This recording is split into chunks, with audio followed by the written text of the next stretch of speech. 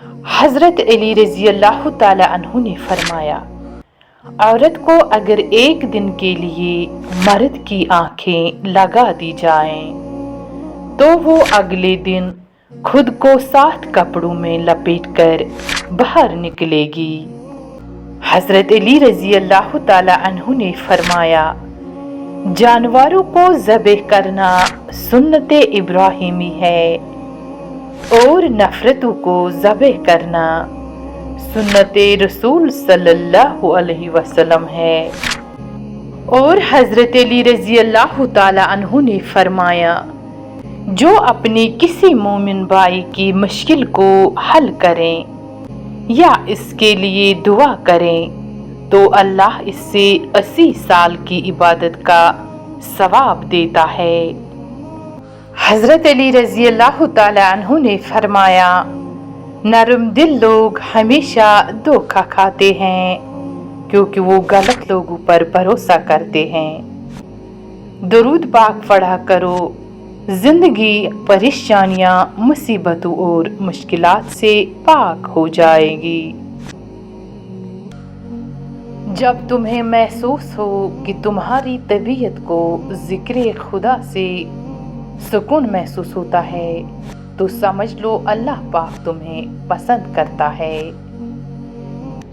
جب کوئی پریشانی نہ حل ہو رہی ہو اور نہ ہی ختم ہو رہی ہو تو آپ درود شریف کی کثرت کر لیں، مشکل ختم ہو جائے گی۔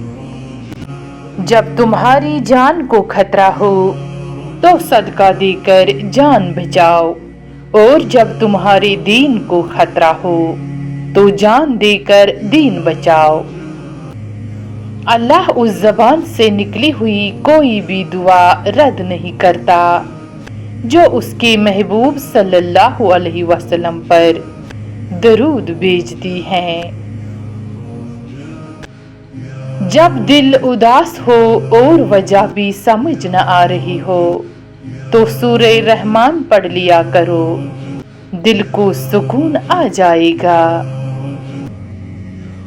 جس دعا پر دل اٹک جاتا ہے اللہ ان پر کن فرما دیتا ہے۔ انسان ناراض ہو تو دوبارہ منہ تک نہیں لگاتا، اور وہ رب ناراض ہو تب بھی دن میں 5 بار اپنی طرف بلاتا ہے۔ یہ ہے سچی محبت۔ جس گھر کی خواتین میں سے کسی کا نام فاطمہ ہو، اس گھر میں غریبی، فقیری، مفلسی داخل نہیں ہوتی۔ وقت برا ہو تو محنت کرنا اور وقت اچھا ہو تو مدد کرنا۔ خود کو ان لوگوں سے آزاد کر دو جنہیں آپ کی قدر نہیں ہے۔ دینا شروع کر دو، آنا خود ہی شروع ہو جائے گا، عزت بھی اور رزق بھی۔ جب تم پریشان ہو تو یہ دعا پڑھو، حسبنا اللہ و نعم الوکیل، پریشانی ختم ہو جائے گی۔ دیندار اور نیک عورت سے نکاح کرو، مالدار ہو جاؤ گے۔